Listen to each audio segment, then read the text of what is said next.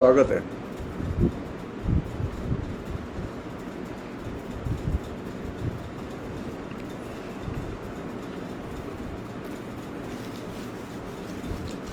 आज की बातचीत का हम लोगों ने विषय रखा है, ये जो साहित्य कैसे पढ़ें की जो सीरीज हमने शुरू की थी उसका ये दूसरा एपिसोड है।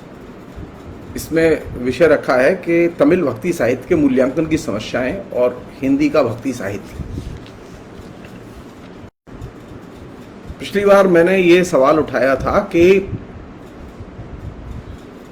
हिंदी के भक्ति आंदोलन या उत्तर भारत के जो भक्ति आंदोलन की जब चर्चा होती है तो वह चर्चा करते समय सिर्फ पासिंग रेफरेंस के तौर पर, एक चलताऊ सूचना के तौर पर भक्ति आंदोलन के दक्षिण भारत के संदर्भ का जिक्र होता है, लेकिन कोई डिटेल्स में उसके बारे में बातचीत नहीं होती।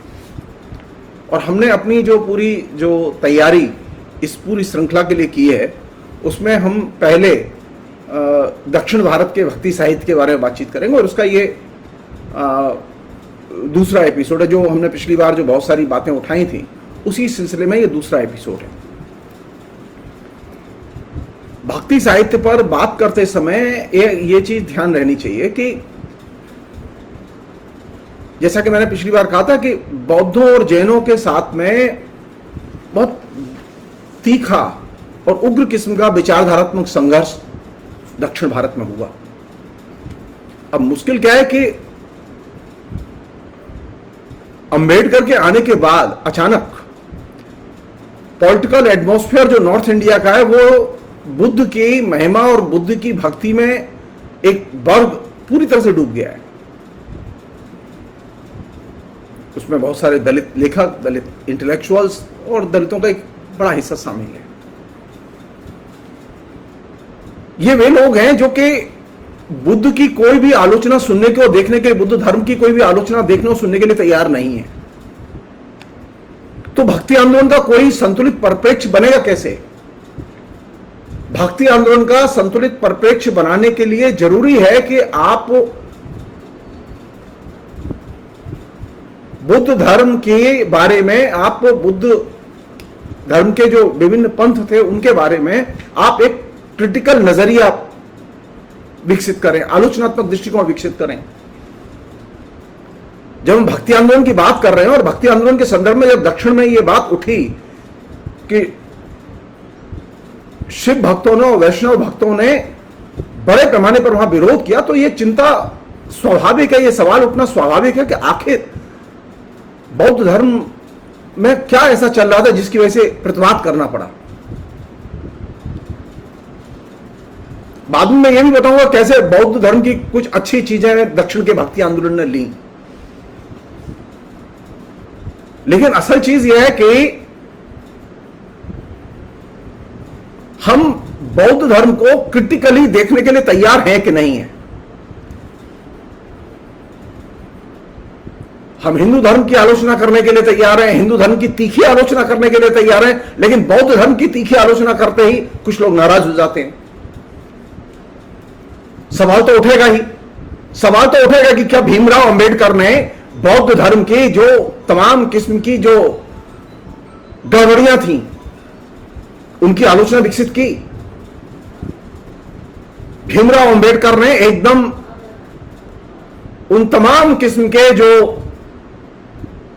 पक्ष थे जो कि कायदे से आलोचना के केंद्र में आने चाहिए उनकी उपेक्षा की। मौका लगेगा तो हम इसकी चर्चा बाद में कभी करेंगे। और यही वजह है कि जो दलित लेखक बौद्ध धर्म के बारे में और बौद्ध धर्म के रुझान के बारे में बातें करते हैं तो वे बौद्ध धर्म के प्रति क्रिटिकल रुख व्यक्त नहीं करते। मेरे जैसे लेखक के लिए जो साहित्य को संतुलित ढंग से पढ़ना लिखना चाहते हैं उनके लिए यह बेहद जरूरी है कि जब हम भक्ति आंदोलन पर बात करें तो भक्ति आंदोलन में जितने भी रूप हैं, चाहे वो बौद्ध हो, चाहे वो जैन हो, चाहे वो हिंदू धर्म के लोग हों, हम इन सब के बारे में, चाहे सिद्ध और सामंत हो, इन सब के बारे में हम क्रिटिकली देखें। अरे सिर्फ तुलसी की तरफ उंगली उठाने से काम नहीं चलेगा, सिर्फ कबीर के ऊपर फूल चढ़ाने से काम नहीं चलेगा। भक्ति आंदोलन पर बात करने का मतलब फूल चढ़ाना नहीं है और जूते उछालना नहीं है। तो दक्षिण में जब भक्ति आंदोलन के लोगों ने बौद्धों और जैनों के संप्रदाय का विरोध किया तो उसका कुछ कारण रहा होगा, उन कारणों की तलाश की जानी चाहिए, कुछ वैचारिक वजह रही होंगी, उन वैचारिक वजहों की तलाश की जानी चाहिए। बिना उन वैचारिक वजहों की तलाश किए बिना आप ये जो पतन हुआ बौद्ध संप्रदाय का, इसको आप देख नहीं सकते। पहली चीज वो ये कि भारत के संदर्भ में खासतौर पर ये एक बहुत इंपॉर्टेंट चीज है कि यहां ट्रेडिशनली अनेक किस्म की दर्शन की पद्धतियां रही हैं और यह विलक्षण चीज है भारत की कि यहां दर्शन की पद्धतियों का धार्मिक संप्रदायों के साथ में घालमेल और धर्म के साथ संप्रदायों के साथ में घालमेल बार बार होता रहा है। जब कायदे से होना ही चाहिए दर्शन का धर्म के साथ में घालमेल न हो, लेकिन यह मध्यकाल में हुआ है, मध्यकाल के पहले हुआ है। ये हम पूरी तरह से मध्यकाल में दर्शन और धर्म को अलग नहीं कर पाए। अभी भी जब बात आती है तो अब ये जो धर्म और दर्शन के बीच का जो घालमेल है ये क्या है? अभी भी जब बात आती है तो व्यावहारिक राजनीति में जो विभिन्न विचारधाराएं हैं वे धर्म के साथ में घालमेल करती रहती हैं। दर्शन जो है वो पुराने जमाने में मध्यकाल में एक तरह से आइडियोलॉजी का रूप है। तो भारत की एक ये विशिष्ट प्रकृति है कि यहां धर्म और दर्शन के बीच में जो अलगाव होना चाहिए वो अलगाव पैदा ही नहीं होता, और जब भी कोई अलगाव पैदा करने की कोशिश की जाती है तो वो किसी न किसी बहाने वो अलगाव फिर टूट जाता है। तो मध्य युग में धर्म और दर्शन का जो मध्य युग के पहले जो एक अलगाव पैदा हुआ था वो अलगाव फिर ब्रेक किया और धर्म और दर्शन के बीच में एक मित्रता स्थापित हो गई। और ये जो पुरानी जो दार्शनिक प्रणालियां थी उनको धर्म संप्रदायों ने एक तरह से एडॉप्ट कर लिया और उसे अपने प्रोपेगेंडा का हिस्सा बना दिया।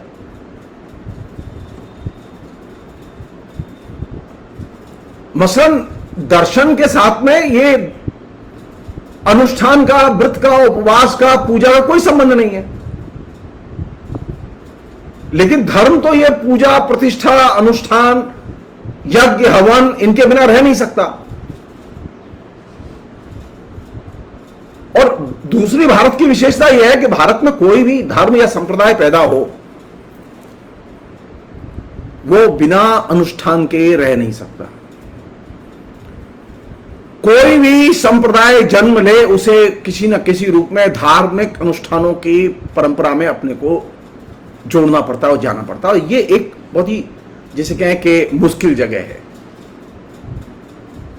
तो जब मध्यकाल पर बात करें, मध्यकाल में जो धर्म और दर्शन के जो अलगाव की बजाय उसके सामंजस्य और सम्मिश्रण को हम देखते हैं तो ये चिंता होती है कि ये आइडियोलॉजी और धर्म के बीच का जो रिश्ता है वो कैसे घालमेल हो रहा है उसमें।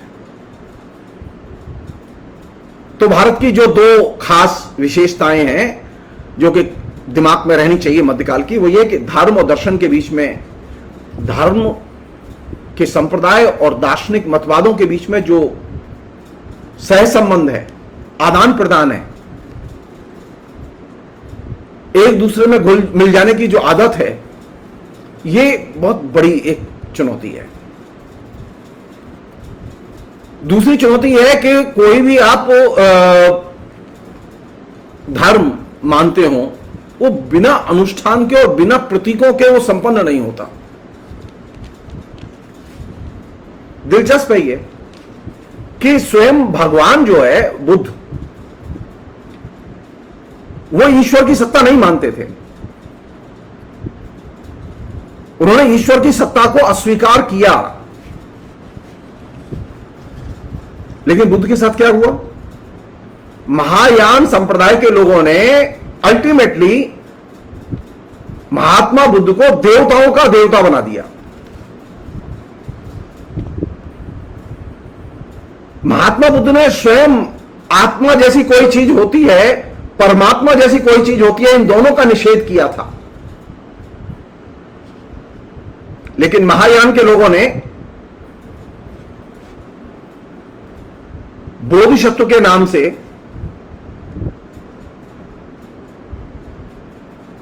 एक अवतार के रूप में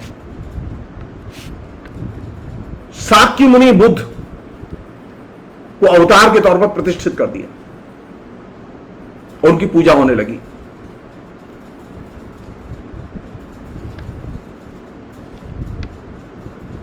सब जानते हैं कि महात्मा बुद्ध ने यज्ञों का और अनुष्ठानों का, इस तरह के अनुष्ठानों का विरोध किया था।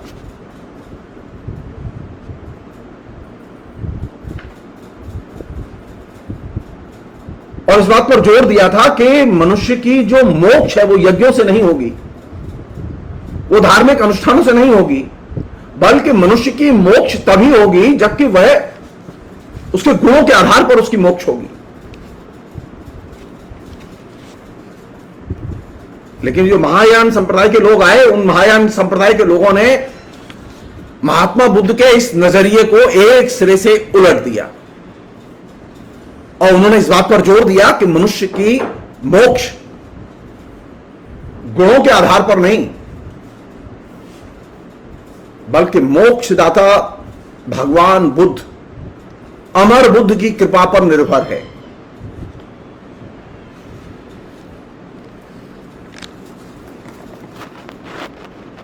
महात्मा बुद्ध इसके पक्ष में नहीं थे कि उनके जो भिक्षुक हैं वो सिर्फ भिक्षुक की तरह रहें,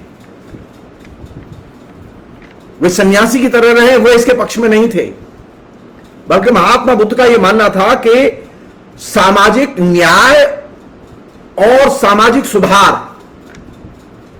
इनके लिए उनके भिक्षुक दृढ़ता के साथ संघर्ष करें। सामाजिक न्याय और सामाजिक सुधारों के लिए ही वे चाहते थे कि भिक्षुकों को अनुशासित और प्रशिक्षित किया जाए।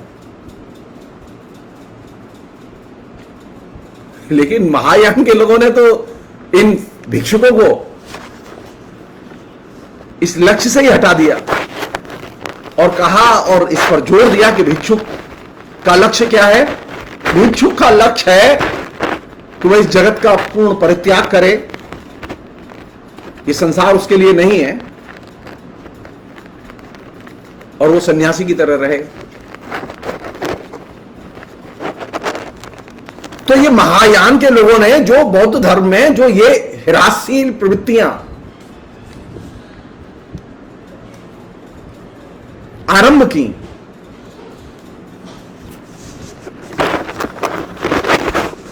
उन प्रवृत्तियों पर तो कभी बात ही नहीं होती, उनकी आलोचना ही नहीं होती। महात्मा बुद्ध का यह मानना था कि सक्रिय मनुष्य के तौर पर इस संसार को बदलने और स्वदेशी कार्यों में लगने की जरूरत है। मनुष्य का जन्म लोगों की दुख और पीड़ाओं को दूर करने के लिए हुआ है। लेकिन महायानियों ने एक ऐसे देवता की कल्पना की जो ये चाहता था कि मनुष्य अपने जीवन की समस्याओं से दूर भाग खड़ा हो, जीवन के जो दुख सुख हैं, कष्ट हैं, आत्माएं के कष्ट हैं, इनसे वो दूर जाए और वो इनसे अलग रहे। यानी जो महात्मा बुद्ध के अनुयायी हैं, जो महायान संप्रदाय में आए, महायान संप्रदाय ने इस पर बार बार इंफेसिस दिया कि जगत की समस्याओं से दूर रहो, जीवन की समस्याओं से दूर रहो। हमारे बीच में ऐसे लोग हैं, आप एक चीज नोटिस करते होंगे, जो कि कैसे वो लिक्विड ढंग से वो महायान और उसका जो दृष्टिकोण हमारे जीवन में जाता है। हमारे जीवन में जितने दुख हैं, पीड़ाएं हैं, उसका कारण क्या है? हम लोग लिखते हैं फेसबुक पर, अमूमन लिखते हैं क्या? अज्ञान के कारण।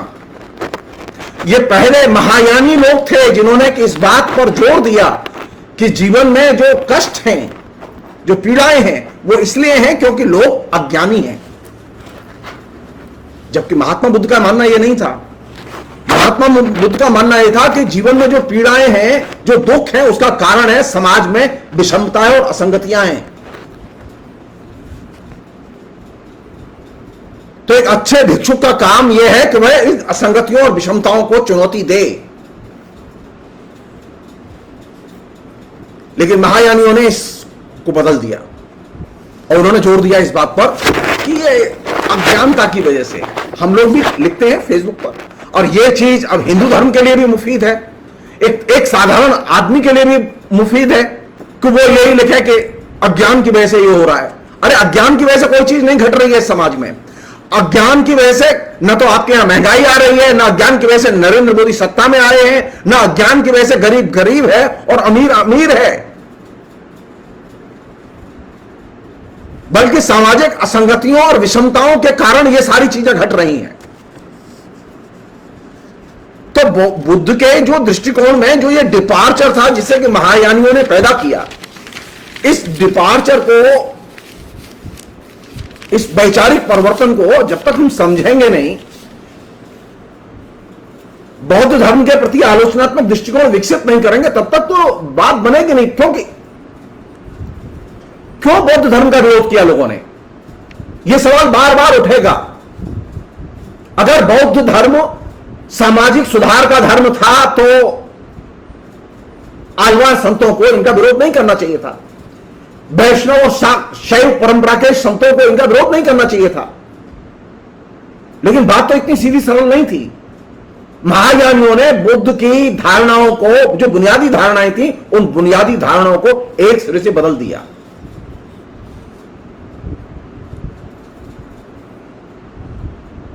बुद्ध धर्म का जन्म और महात्मा बुद्ध के विचारों का जन्म हुआ था एक प्रबुद्ध दर्शन के तौर पर, लोगों में सामाजिक चेतना पैदा करे। लेकिन महायान के लोगों ने तो इसे आइडियोलॉजिकल, जिसे कहें कि पूर्वाग्रहों का धर्म बना दिया। और अगर आइडियोलॉजिकल पूर्वाग्रह किसी धर्म में शामिल हो जाएंगे तो फिर तो जनता के साथ में उसकी टकराहट अपरिहार्य है, और यही यहां से वो चीजें शुरू होती हैं। मसलन महात्मा बुद्ध ने कभी यह नहीं कहा कि वे इसके पक्ष में है कि अलौकिकता नाम की कोई चीज होती है। उन्होंने कभी अलौकिकता का दावा भी नहीं किया। लेकिन महायानियों ने तो उन्हें अलौकिक बनाया ही नहीं, प्रचारित ही नहीं किया, बल्कि अलौकिक बना के उनको मूर्ति बना दिया और एक पवित्र मूर्ति के तौर पर उनकी स्थापना कर दी।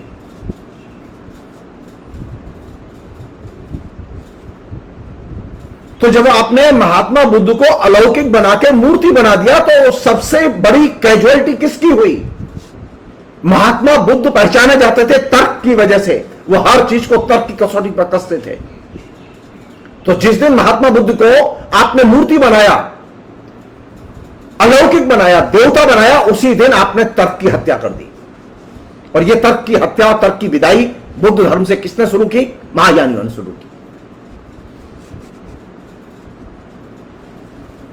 और जाहिर है कि फिर उसके बाद में जो दो बहुत महत्वपूर्ण चीजें आई जिनका के महायानियों ने बड़े पैमाने पर वो किया, वो ये, अब तर्क के स्थान पर संज्ञान और वासना, ये दो चीजें बहुत प्रचारित की गई।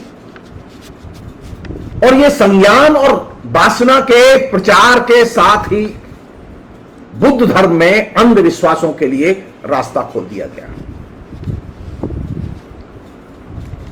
अब सारी चीजों का समाधान तर्क में नहीं, विषमताओं को चुनौती देने में नहीं, असंगतियों के बारे में सवाल खड़े करने में नहीं, बल्कि अब सारी चीजों का समाधान यही था कि भगवान बुद्ध की प्रतिमा की पूजा करो, भगवान बुद्ध के मंत्र का जप करो।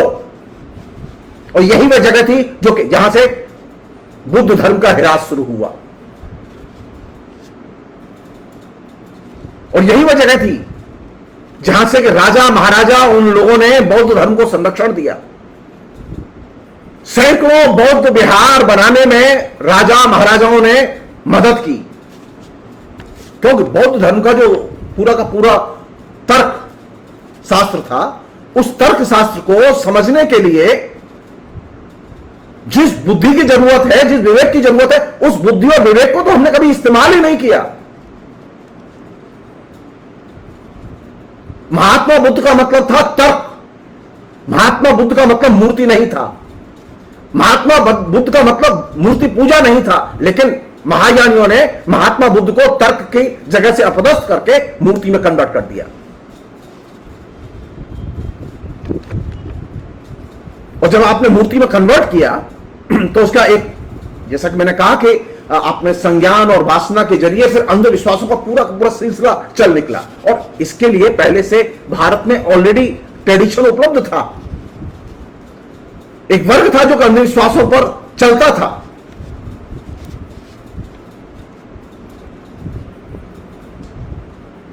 तो चारों तरफ बौद्ध धर्म में भी कर्मकांड और तंत्र, इनकी भरमार शुरू हो गई, अंधविश्वासों की भरमार शुरू हो गई। एक बड़े आलोचक हैं और बहुत बड़े विद्वान हैं बसुबंधु, 5वीं शताब्दी के। उनकी एक अमर कृति है अभिधम्म कोश। अभिधम्म कोश में बसुबंधु ने लिखा है, कोट, और ये एक तरह से चेतावनी देते हुए लिखा है उन्होंने। और ये उसी दौर में है जिस समय ये बौद्ध धर्म का पतन हो रहा है। ये अभी अंबेडकर वाला युग नहीं और अंबेडकर के बाद वाला युग नहीं है। अंबेडकर और अंबेडकर के बाद वाले अंबेडकरवादियों ने बौद्ध धर्म पर पर्दादारी की है। बौद्ध धर्म के अंदर जो सनाद है उस सनाद से आंखें बंद की हैं। लेकिन बसवंत तो ऐसा नहीं करते। बसवंत ने लिखा है, चौंकाने वाली चीज है ये, उन्होंने लिखा है, कोट, इस युग का धर्म अपनी अंतिम सांसें गिन रहा है। बसवंत पर बहुत गहरा असर था महात्मा बुद्ध के विचारों का। बसवंत लिख रहे हैं कि इस युग का धर्म अपनी अंतिम सांसें गिन रहा है। यह ऐसा युग है जिसमें दुराचार और व्यभिचार का बोलबाला है। जो लोग मोक्ष प्राप्त करना चाहते हैं उन्हें अत्यंत सावधान रहना चाहिए। अनकोट।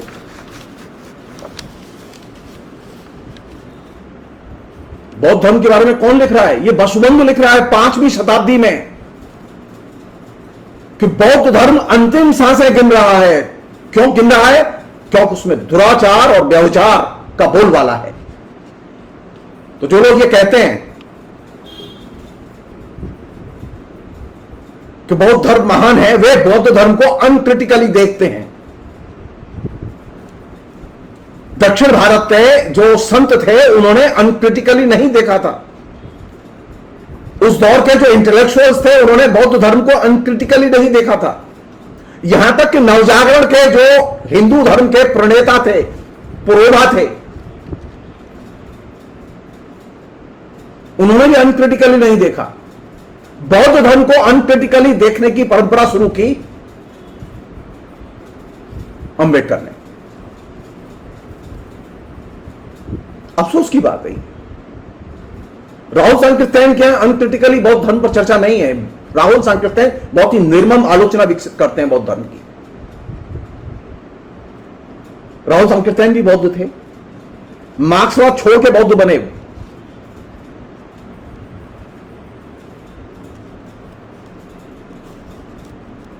तो महायानियों के जो बौद्ध दर्शन में जो भूमिका है, बौद्ध धर्म में जो भूमिका है, उस भूमिका की आलोचना की जाए कि नहीं की जाए?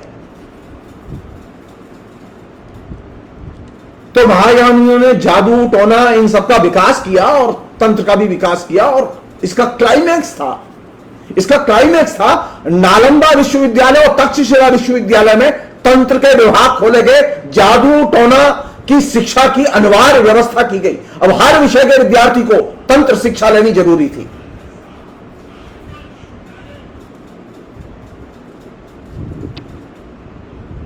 यह उस पतन का क्लाइमैक्स था। और तंत्र विद्या के लिए अब हर कक्षा के लिए अध्यापक रखने पड़े। कहां? नालंदा और तक्षशिला में भी इतना दबाव था महायानियों का।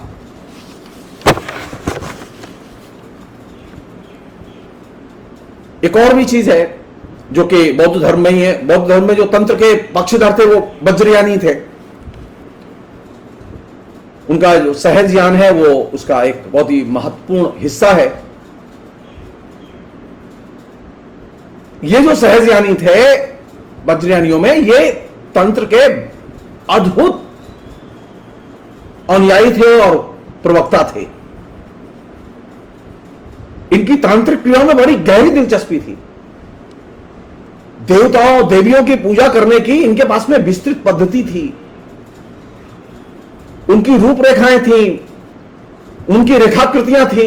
हमारे यहां जो बहुत सारा जो देवी देवताओं के पूजाओं का जो शास्त्र और तंत्र विकसित हुआ है, उसमें इन वज्रयानियों की बहुत बड़ी भूमिका रही है।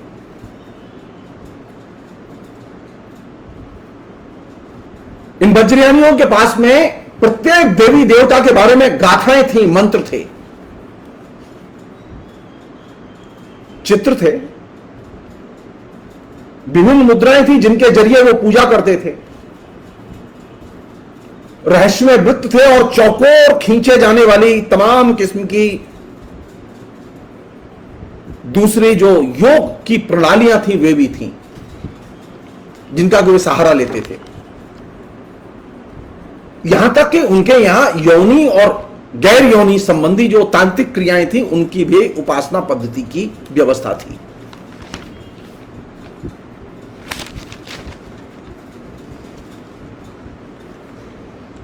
तर्क क्या था? तर्क यह था कि बौद्ध शरीर के अंदर रहते हैं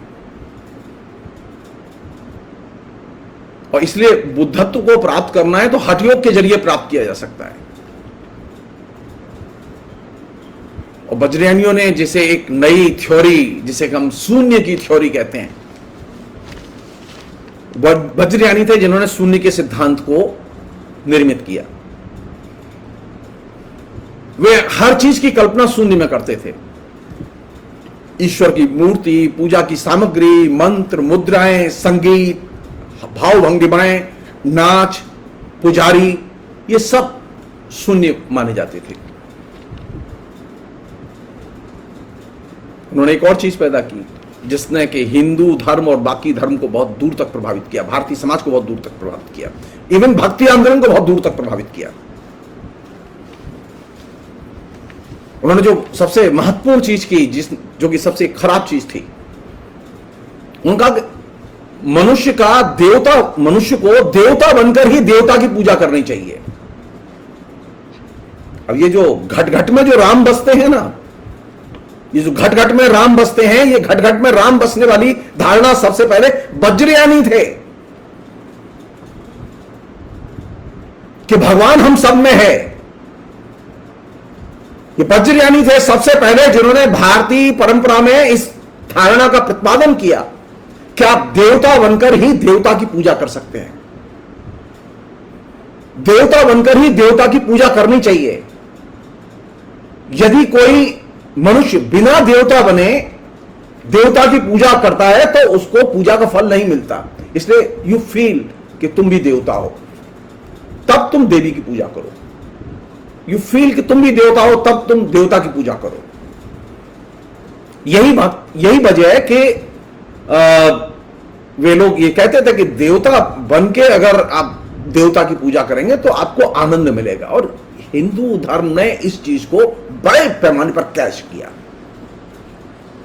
वज्रयानी चले गए, महायानी भी चले गए, लेकिन वज्रयानियों और महायानियों की जितनी भी बुरी परंपराएं थी वे सब हिंदू धर्म ने आत्मसात कर ली।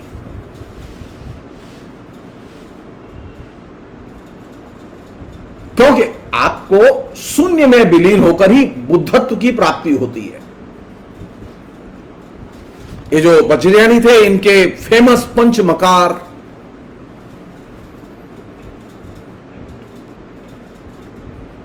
जिसमें मध्य, मांस, मत्स्य, मुद्रा और मैथुन, इन पंच मकार के सेवन पर जोर था। और ये पंच मकार असल में बौद्ध धर्म के नाम पर बौद्ध धर्म के पतन के प्रतीक हैं।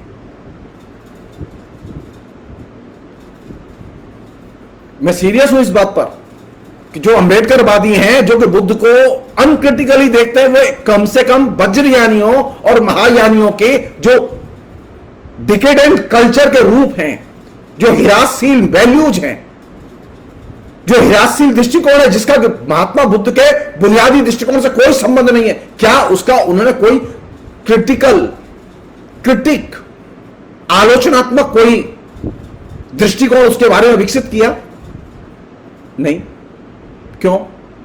कहां परेशानी है इसमें?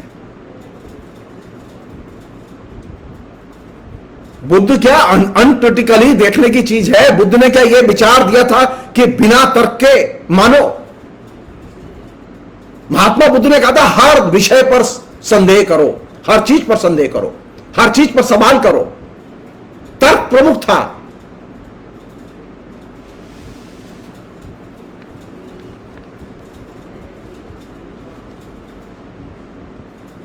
अब आप ये पंचमकार को अगर मान लेंगे, जैसा कि वज्रयानियों ने जोड़ दिया, तो ये तो बुद्ध धर्म का एकदम कंप्लीट रिवर्सल है।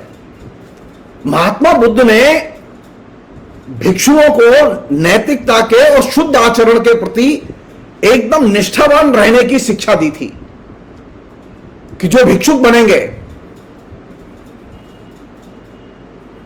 उनके जीवन में नैतिकता के श्रेष्ठ मानदंड होंगे, वे शुद्ध आचरण करेंगे। अब आप देखिए, है ना हमारे यहां दलाई लामा के बहुत सारे अनुयायी, इतिहास उठा के देखिए कि दलाई लामा जब चाइना से भागा तो चाइना में वो जिस घर को छोड़ के आया था, जिस भवन में वो रहता था, जिस बिल्डिंग में रहता था, उस बिल्डिंग में 1000 से अधिक कमरे थे। उसमें सैकड़ों दासियों की तरह स्त्रियां रहती थीं जो वहां तमाम किस्म के धार्मिक कामों और खेती के कामों में उनकी मदद करती थी। हजारों गुलाम की तरह रहने वाली औरतें थीं जिनको के कम्युनिस्ट पार्टी ने मुक्त कराया। लेकिन हमारे दलाई लामा के बारे में बात करके देखिए, तो आप क्रिटिकली बोल के देखिए कि वो जो जिस दलाई लामा ने जिस धर्म को वहां प्रचारित किया, बौद्ध धर्म को प्रचारित किया, वो बौद्ध धर्म उस डिकेडेंट वैल्यूज को रिप्रेजेंट करता था कि नहीं करता था? ह्यूमन राइट्स के मतलब दलाई लामा और दलाई लामा के यहां जो गुलाम पड़े हुए वे हैं कि नहीं?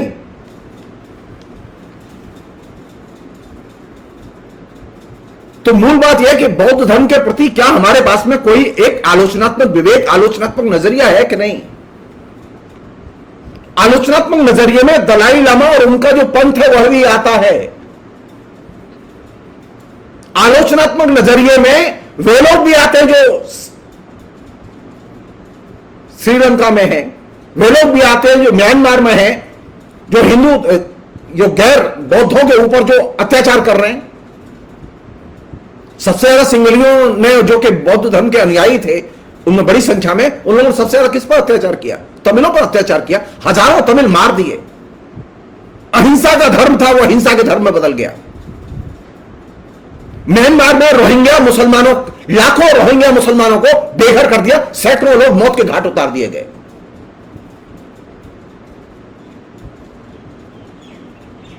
तो आप वज्रयान और हीनयानियों के बारे में आलोचना नहीं करेंगे तो बौद्ध धर्म का जो ये पतन है, वो पतन आप देख नहीं सकते कि बौद्ध धर्म किस तरह से बर्बर रूप में जाएगा। और उसमें भी सबसे जो इंपॉर्टेंट चीज है, जो कि मुझे लगता है कि बहुत ही इंटरेस्टिंग है, वो ये कि ये जो बौद्ध धर्म ने जो ये हीनयान और ये जैनियों के यहां जो भी संप्रदाय रहे हैं, इनके बीच में एक बहुत ही कॉमन चीज रही है।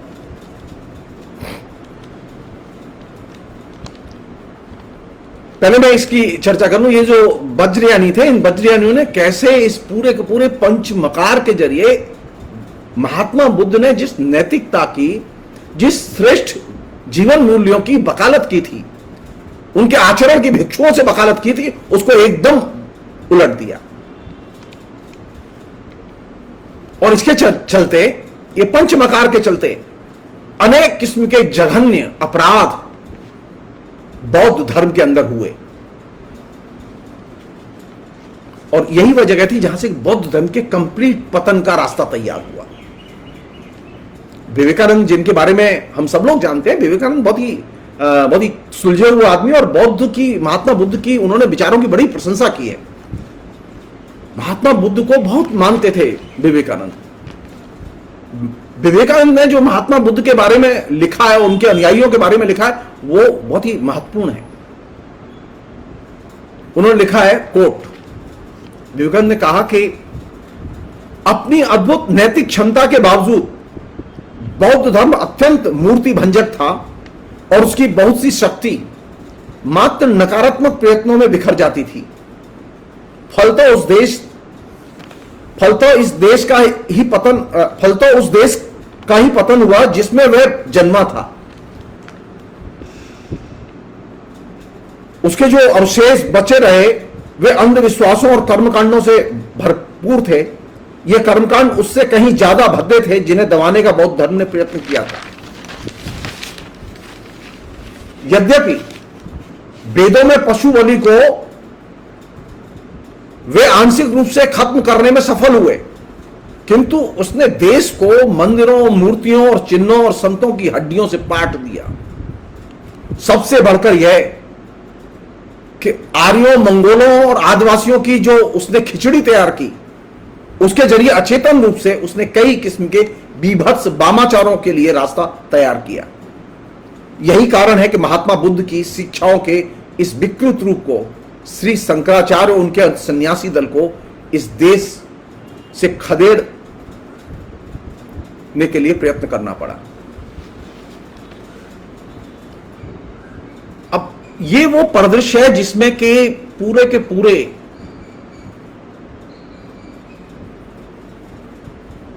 बौद्ध धर्म के पतन का वह परिदृश्य पहली बार दक्षिण भारत के संत जिसे चुनौती देते हैं। दक्षिण भारत के संत अचानक चुनौती नहीं देते, बल्कि बौद्ध धर्म का बहुत ही बड़े पैमाने पर जब ये हिरासशील रूप सामने आया तो वे चुनौती देते हैं। और ये वैष्णव संत जिनमें के शैव थे, उसमें विष्णु के, वे रामकृष्ण वाले नहीं हैं।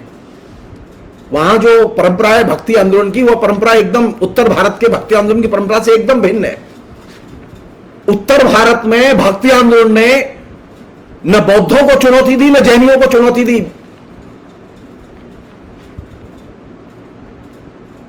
दक्षिण भारत के भक्ति आंदोलन के कवियों ने बौद्धों और जैनियों के विचारों को, उनके हिरासशील रूपों को बड़े पैमाने पर चुनौती दी। इसके कारण कई मुठभेड़ें भी हुई, टकराव भी हुए, युद्ध भी हुए। और दक्षिण भारत के जो आख्यान है, धार्मिक आख्यान है, वे इन टकरावों से और इन मुठभेड़ों से भरे पड़े हैं।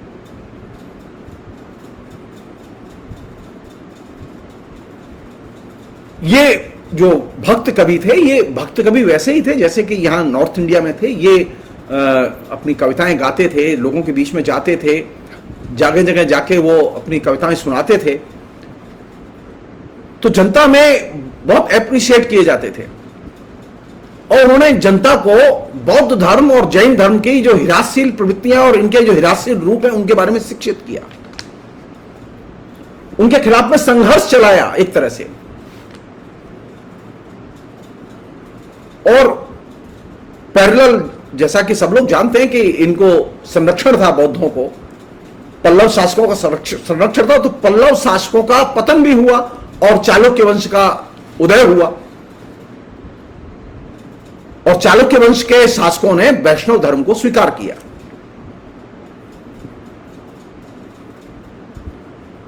पहली बार ऐसा हुआ कि ईस्वी सन 733 में कांची पर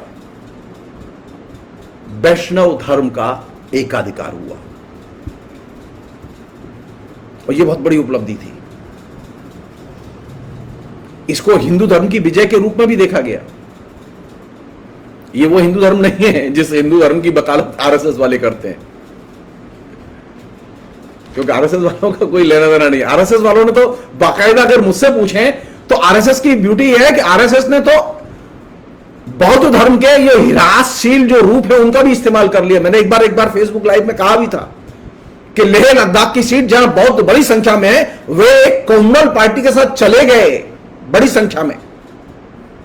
लेह लद्दाख में कोई हिंदू नहीं रहता, वहां मुसलमान रहते हैं या बौद्ध रहते हैं, इस्लाम के अनुयायी हैं या बौद्ध धर्म के अनुयायी हैं। लेकिन लेह लद्दाख की सीट से बीजेपी का जो कैंडिडेट जीता, उसका एक कारण यही है कि बौद्ध धर्म की जो हीनयान और वज्रयान से जो प्रभावित जो संप्रदाय हैं, जो कि एकदम कंजर्वेटिव और रिएक्शनरी हैं,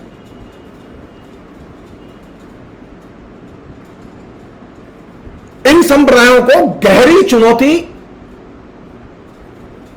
मिलनी चाहिए थी, लेकिन वहां तो मिली नहीं, लेकिन उसका फायदा तो मिला। किसे मिला? बौद्ध धर्म का समर्थन किसने किया? बौद्ध धर्म के लोगों ने किसे वोट दिया? जो सबसे रिएक्शनरी पार्टी थी उसे वोट दिया।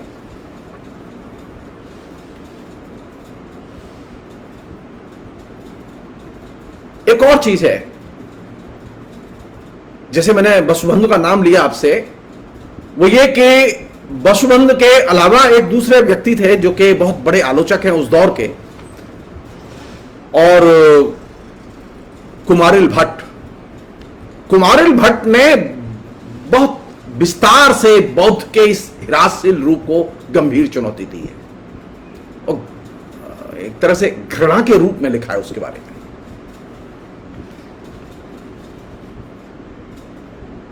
यह अचानक नहीं है, मैंने पिछली बातचीत में यह बात कही थी कि सोचने लायक बात है कि जो भक्ति आंदोलन के जो प्रणेता हैं वे सारे के सारे प्रणेता साउथ में क्यों पैदा हुए? आलवार संत वहीं आए, नयनार वहीं आए, शंकराचार्य वहीं आए, रामानुज भी वहीं से आए, कंटिन्यूअसली। और इन सब में बौद्ध धर्म के इस जो तमाम जो इसका जो पतन हुआ, इसको पूरी चुनौती दी। इसलिए जो एक बहुत ही गंभीर सवाल उठता है हमारे बीच में कि ये बौद्ध धर्म या ये जैन धर्म, जो अभी जैन के भी अनुयायी हैं भारत में हैं, बौद्ध धर्म उसके भी अनुयायी हैं भारत में हैं, सवाल यह है कि बौद्ध धर्म इतना फैला कैसे? जैन धर्म इतना फैला कैसे? या जो जैन धर्म और बौद्ध धर्म को मानने वाले लोग हैं उनमें किस तरह की मनोदशा है? यह सवाल विचारणीय नहीं है। पुराने जमाने में बौद्ध धर्म और जैन धर्म के फैलाव का सबसे बड़ा कारण यह था कि वे कबीलाई मानसिकता को बल पहुंचाते थे और कबीलाई मानसिकता को निर्मित करते थे।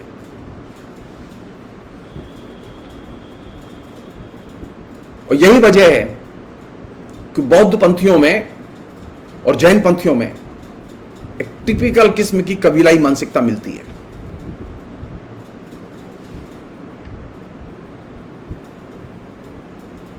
दूसरे कारण यह भी था कि दक्षिण में जिस समय बौद्ध धर्म का प्रचार प्रसार हुआ और फैलाव हुआ, उस समय दक्षिण में वर्णाश्रम व्यवस्था नहीं थी और ब्राह्मणवाद का प्रभाव नहीं के बराबर था। तो बौद्ध धर्म तेजी से वहां सफल रहा। लेकिन बौद्ध धर्म के जो हीनयान और वज्रयान की संप्रदाय के जो वैल्यूज सामने आए, उनकी जो हरकतें सामने आई, उसने जनता के अंदर बौद्धों के प्रति, बौद्ध धर्म के प्रति तेज अनास्था का विकास किया। और यही वह जगह थी जहां से कि आलवार संत, नयनार संत सीधे बौद्ध और जैन धर्म को चुनौती देते हैं। और यह चुनौती क्रिएटिव राइटिंग के तौर पर तो आती ही है, राजनीति में भी आती है। क्रिएटिव राइटिंग के तौर पर जो चीज विकसित हुई इस दौर में,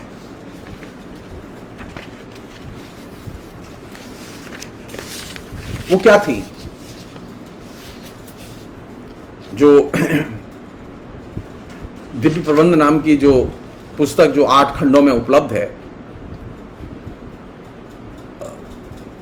तो उस पुस्तक की ब्यूटी है कि पहली बार यह हुआ कि लेखकों ने संस्कृत में लिखने की बजाय जन भाषा में लिखना पसंद किया।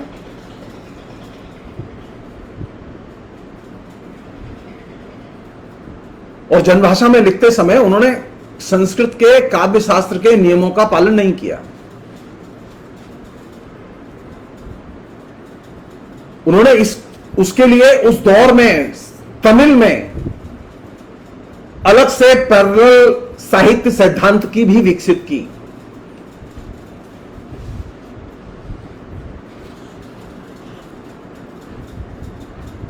भक्ति आंदोलन की जो तमिल में जो कविता है और जिसका के इम्पैक्ट नॉर्थ इंडिया में भी आया, उस कविता की सबसे बड़ी खूबी क्या है? उस कविता की सबसे बड़ी खूबी यह है कि उस कविता में मतलब आप उसके किसी भी छंद को उठाएं, किसी भी एक छोटे से हिस्से को भी उठाएं, तो वहां कविता पूरी व्यवस्था का प्रतिबिंबित करती है। कविता खाली एक कविता नहीं है। ठीक यही चीज जो नॉर्थ इंडिया में जो कवियों ने लिखा है, वहां कविता में जो भी आप, जैसे आप कबीर की कोई पंक्तियां उठाते हैं, आप तुलसी की कोई पंक्तियां उठाते हैं, कोई दोहा उठाते हैं, कोई छंद उठाते हैं, तो तुलसी की छंद दोहा जो कविताएं हैं या कबीर की छंद दोहा जो कविताएं, इनमें जो सिस्टम है, उस सिस्टम का प्रतिबिंब, तो एक ऐसी काव्य भाषा, एक ऐसी शानदार नई वैकल्पिक भाषा तमिल के कवियों ने विकसित की, जिसको कि यहां बोरो किया गया, उधार लिया गया, जिसको सीखा गया। वो एक ऐसी भाषा थी जिसमें कि प्रत्येक कविता में समूची व्यवस्था व्यंजित होती थी।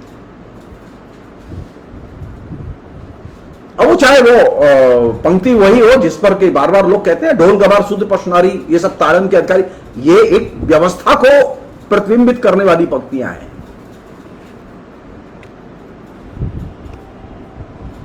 यानी आप किसी भी भक्ति काल के कवियों की कविता को जब आप पढ़ें तो आप वहां पर एक सिस्टम देखेंगे, कविता के अंदर एक सिस्टम देखेंगे। ये जो शब्दार्थ करके कविता पढ़ने की पद्धति से बाहर निकले, आलोचना की पद्धति विकसित करें।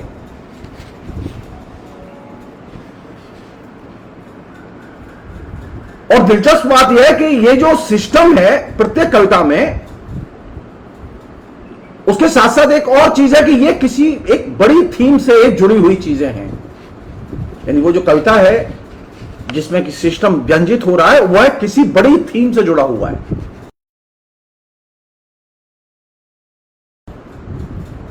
और वो जो थीम है, उस थीम के साथ में परिस्थितियां जुड़ी हुई हैं। तो परिस्थितियां, थीम, कविता में सिस्टम, ये वह महाकाव्यात्मक ढांचा है जिसको कि भक्ति आंदोलन की तमिल कविता ने क्रिएट किया। वहां जो प्रत्येक सिंबल है, प्रत्येक इमेज है, उस प्रत्येक सिंबल और इमेज का उस थीम के साथ गहरा संबंध है। अब वो चाहे राम की इमेज हो, चाहे वो शिव की इमेज हो, चाहे वो विष्णु की इमेज हो, जो भी इमेज है, जो भी सिंबल आ रहे हैं वहां कविता में, वे समग्र थीम के साथ इंटीग्रेटेड हैं। और यही वजह है कि वहां एक कविता का सुसंगत सिस्टम, मैं सिस्टम शब्द पर, व्यवस्था शब्द पर खास तौर पर ध्यान खींचना चाहता हूं आपका। वहां कविता के लिए कविता नहीं लिखी गई, बल्कि कविता के एक सुसंगत सिस्टम विकसित किया गया। और यह सुसंगत सिस्टम क्यों विकसित किया गया? क्योंकि यह कविता सिस्टम में हस्तक्षेप के लिए तैयार की गई। तो कविता का काम क्या था? सिस्टम में हस्तक्षेप करना। यही वजह थी कि वहां कविता में व्यवस्था नजर आती थी, आज भी नजर आती है। वहां कविता में जो इमेज और सिंबल्स हैं, उन इमेज और सिंबल्स के साथ में आपको एक बड़ी थीम, एक महाआख्यान, जिसके साथ वो इंटीग्रेटेड है। तो वो जो समग्र थीम है, उसके साथ में उसकी परिस्थितियां हैं, और उन परिस्थितियों के साथ में उसकी इमेज है, और वे चीजें एक छोटी कविता में है। और यह कविता क्यों तैयार की गई इस तरह के? क्योंकि सिस्टम में इंटरवीन करना था, हस्तक्षेप करना था। कौन सा सिस्टम था? वह सिस्टम था जो पहले के लोगों ने बनाया था। वो कविता का सिस्टम भी था, वो समाज का सिस्टम भी था, वो संस्कृति का सिस्टम भी था, जिसमें भी हस्तक्षेप करना था। भक्ति आंदोलन की कविता सिर्फ कविता नहीं है, बल्कि वो सिस्टम में इंटरवेंशन की, हस्तक्षेप की कविता है। वह संस्कृति में भी हस्तक्षेप करते हैं, वो जीवन में भी हस्तक्षेप करते हैं, वो राजनीति में भी हस्तक्षेप करते हैं।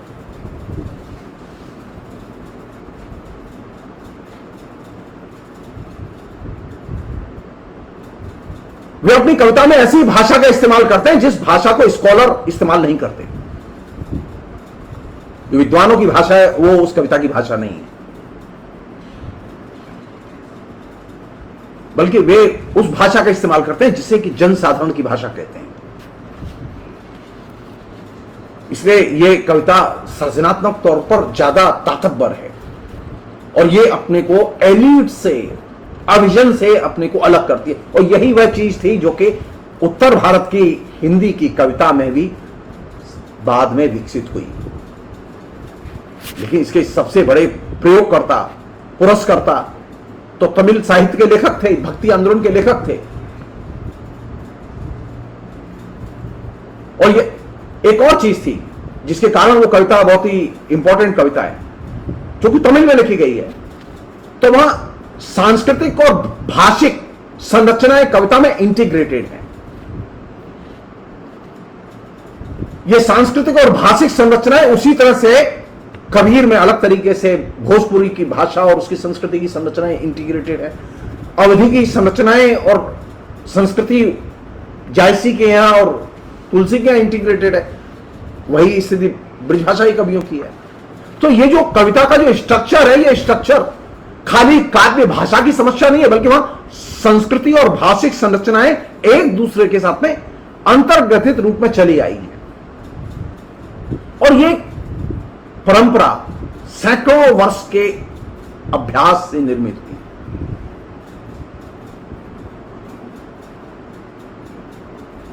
और इस परंपरा ने सिर्फ साहित्य का निर्माण नहीं किया, बल्कि संस्कृति का निर्माण किया। और संस्कृति के निर्माण के बारे में वे बड़े विस्तार से, प्रमोद शाह जी ने एक बात पूछी है और लिखी है, तो मैं उससे पहले पढ़ लूं। उन्होंने कहा है कि बौद्ध धर्म के बारे में बहुत सरलीकृत धारणाएं। जी नहीं, प्रमोद शाह जी, आपकी जानकारी के लिए बताऊं, जितने भी राहुल सांकृत्यायन से लेके के दामोदरन से लेके दक्षिण भारत की संस्कृति और सभ्यता पर जिन लोगों ने काम किया, उन सभी लोगों ने वज्रयान और हीनयान के जो हिरासशील वैल्यूज थे उनके बारे में विस्तार से लिखा है। आप चाहे तो पढ़ सकते हैं। मुसीबत यह है कि हमारे यहां बौद्ध धर्म की क्रिटिकल आलोचना सुनने के लिए लोग तैयार ही नहीं है। आप स्वयं उसमें शामिल हैं, क्योंकि आप उसे सुनने के लिए और मानने के लिए तैयार नहीं है।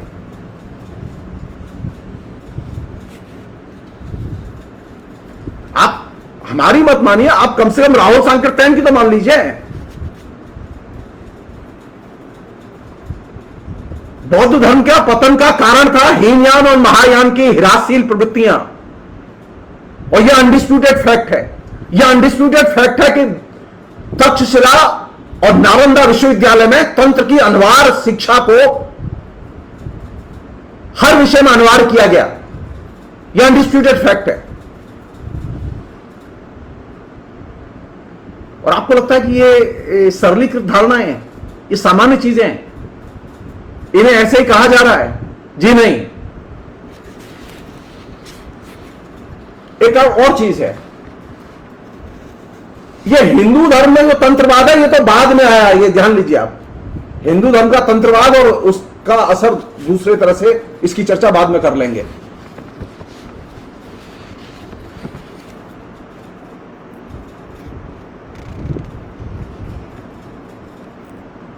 बुनियादी चीज यह कि ये जो तमिल साहित्य में जो भक्ति की कविता है, इस भक्ति की कविता को जानने के लिए या कविता इन जनरल को जानने के लिए ये जरूरी है कि कविता के स्रोत को जाना जाए। कविता किस स्रोत से अपनी ऊर्जा या अपने तत्वों को ग्रहण कर रही है।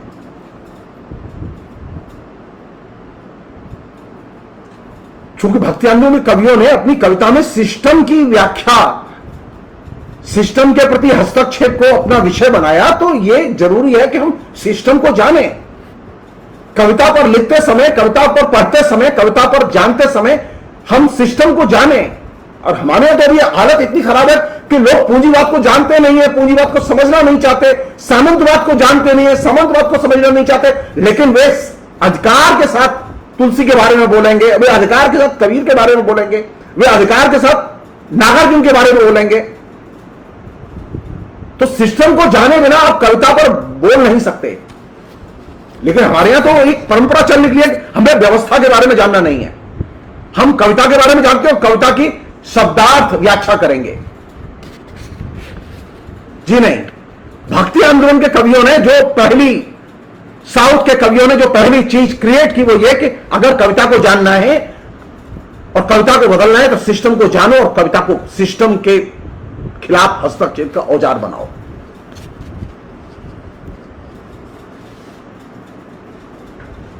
उन तमाम व्याख्याओं को जानो जो कि इतिहासकारों ने और राजनीतिक विशेषज्ञों ने लिखी हैं सिस्टम के बारे में। तो हमारी तो कोई दिलचस्पी नहीं है इसे पढ़ने में कि इतिहासकारों ने क्या लिखा है। हमारी तो आदत है कविता से कविता की ओर जाने की। राम की भक्ति परंपरा, तुलसी और तुलसी के अनुयायी, कबीर और कबीर के अनुयायी। अरे कविता से सिस्टम की तरफ जाओ, सिस्टम से कविता की तरफ आओ तो समझ में आएगा। आलवार संतों ने सिस्टम और कविता के डायलेक्टिकल रिलेशन को विकसित किया। उन्होंने सिस्टम को जाना और सिस्टम में हस्तक्षेप किया और सिस्टम में हस्तक्षेप के लायक कविता को विकसित किया, उसका ढांचा बनाया।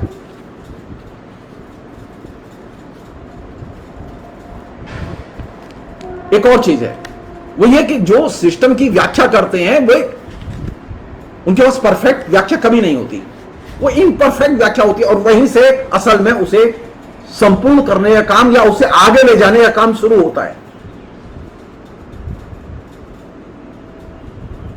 क्योंकि कविता में लेखक की अनुभूतियां भी होती हैं, उसकी भावनाएं भी होती हैं, उसका दृष्टिकोण भी होता है, वहां सिर्फ सिस्टम ही नहीं होता।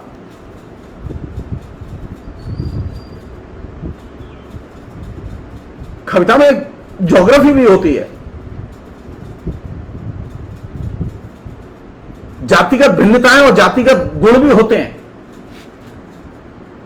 कविता में साइकोलॉजी भी होती है, मनोविज्ञान भी आता है। लेकिन हम तो सिर्फ कविता में वो खाली ढोल गमार सूत्र प्रश्नारी, तो बिना स्थानीय संस्कृति के रूपों के, सिस्टम के रूपों के अध्ययन के बिना आप कविता को समझ नहीं सकते।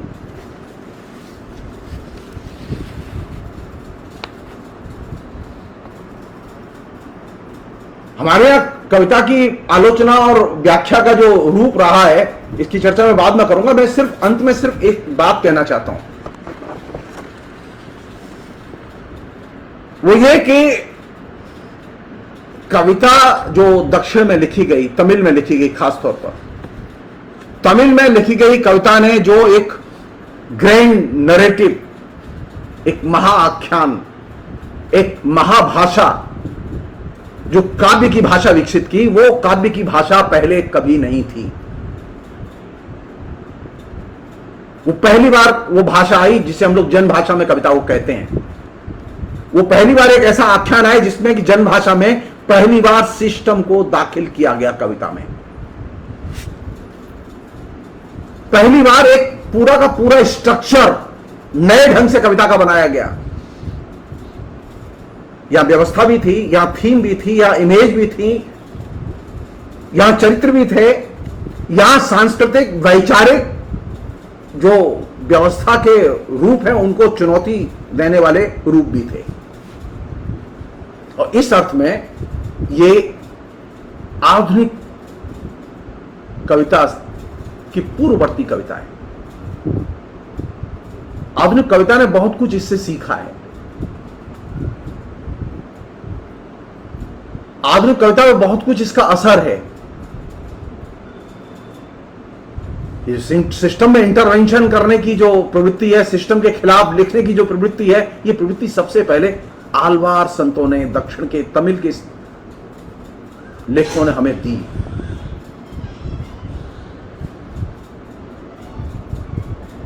और क्या नई चीजें हो सकती हैं इसमें, कौन सी ऐसी चीजें हैं जिन पर हमें विचार करना चाहिए, वे कौन से नए सवाल हो सकते हैं। उसमें सबसे बड़ा सवाल यह है कि सिस्टम और कविता के बीच के डायलेक्ट्रिकल रिलेशन को हम कैसे खोलते हैं। हमारे यहां की जो अधिकतर हिंदी की जो आलोचना है, उस हिंदी की आलोचना की यह सबसे बुनियादी कमजोरी है कि वह कविता और व्यवस्था के बीच के द्वंद्वात्मक संबंध को उद्घाटित नहीं करती, उसे एड्रेस ही नहीं करती, उसकी समस्याओं को उठाती ही नहीं है। वो व्याख्या तो करती है,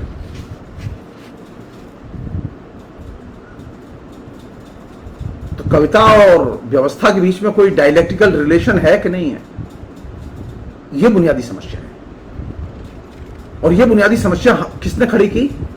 यह बुनियादी समस्या खड़ी की तमिल भक्ति साहित्य के लेखकों ने, क्योंकि उन्होंने कविता में सिस्टम को इंटीग्रेट करके पेश किया।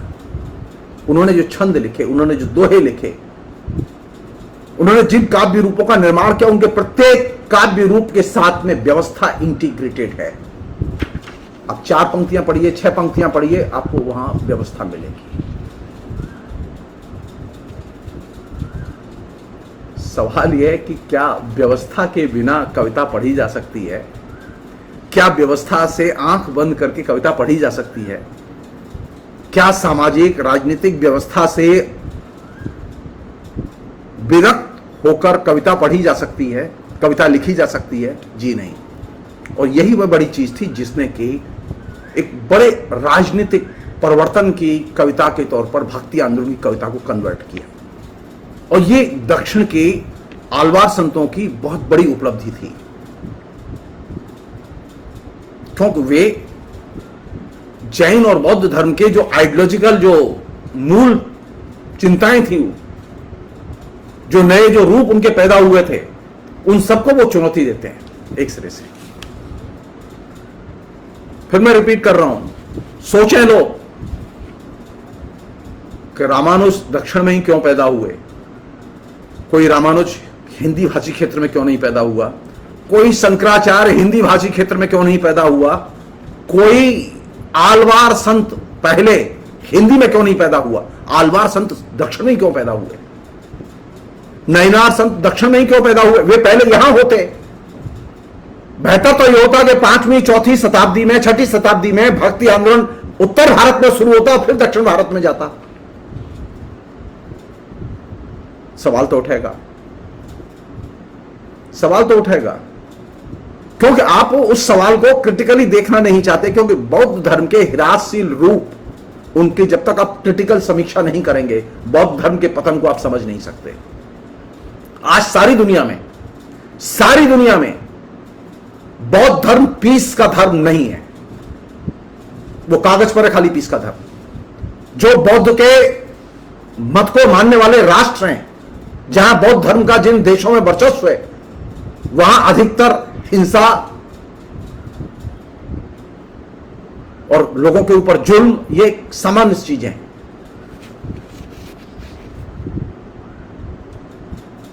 तो एक हिंसा के धर्म में कैसे एक धर्म परिवर्तित हो गया, ये सोचना होगा। फिलहाल इतना ही। बहुत बहुत शुक्रिया, थैंक यू।